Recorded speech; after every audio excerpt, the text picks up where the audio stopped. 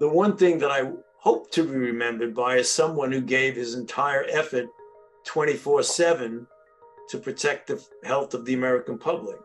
That I think no one can argue with. Whether you like me or you don't like me, or whether, the far right extreme still throws slings and arrows at me, the one thing that is true is that I've given it everything I have. Dr. Anthony Fauci, the nation's leading infectious disease expert and the voice of reason throughout the coronavirus pandemic, is leaving public service at the end of 2022. His stepping down comes after 54 years at the National Institute of Health, through which he advised 7 presidents. I feel very fortunate that I've had the opportunity to get involved in the middle of the response to some of the most historic pandemics that we ever could have imagined. I mean, my career was bookended distally by HIV and then most proximally by COVID. Fauci's leadership at the National Institute of Allergy and Infectious Diseases launched in the early days of the HIV crisis. That if we don't do the trials in the properly scientifically controlled way, there's an excellent chance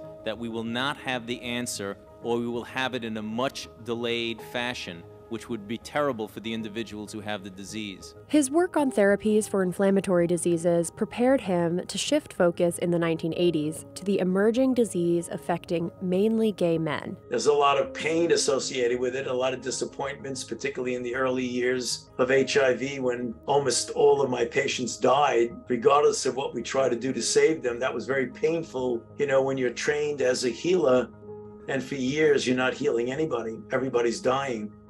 And then you have the excitement of the development of drugs that become life-saving. And then all of a sudden you're in the middle of having done something that saves millions of lives. So you go from a period in your life when you're frustrated because you're not saving anybody to a period of your life when you've been a more important part of the development of therapeutics that actually have saved millions of lives.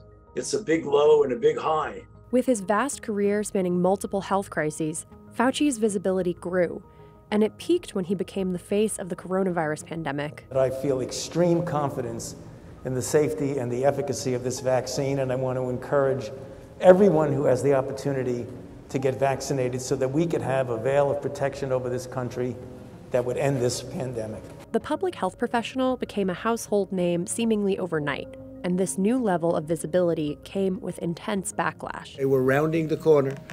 We're rounding the corner on the virus. The president says we've rounded the final turn. How do you square those two messages? Well, I'm sorry, but I have to disagree with that. It was only in the last 3 years when I was in a very visible position in the most historic pandemic we've had in the last 100 years that took place in the middle of a profound degree of political divisiveness that I became, for some people, kind of the voice in the face of reason at a time when there was a lot of misinformation and disinformation and political divisiveness. I became kind of the lightning rod.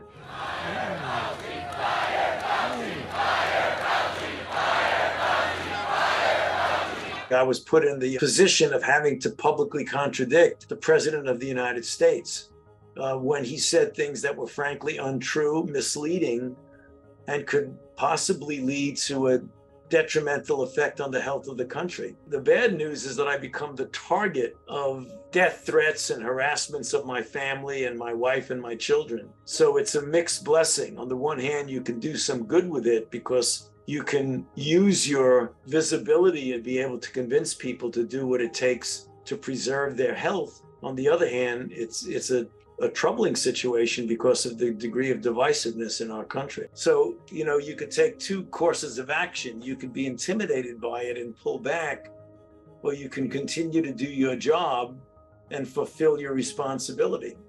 And I chose the latter, to continue to do my job. So when I see people in this country, because of the divisiveness in our country, of not getting vaccinated for reasons that have nothing to do with public health, but have to do because of divisiveness and ideological differences, as a physician, it pains me because I don't want to see anybody get infected. I don't want to see anybody hospitalized, and I don't want to see anybody die from COVID.